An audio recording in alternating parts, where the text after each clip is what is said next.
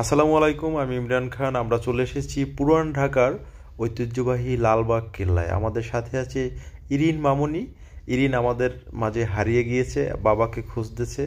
দেখতে পাচ্ছেন স্ক্রিনে এদিক ওদিক তাকাচ্ছে, সামনের দিকে হাঁটতেছে, খুবই আহ, ভয় পাইতেছে। কোথায় আছে বাবা মা খুঁজতেছে, খালি এদিক ওদিক তাকাচ্ছে, হাঁটতেই আছে তো হাঁটতেই আছে। খুব দারুণ দৃশ্য।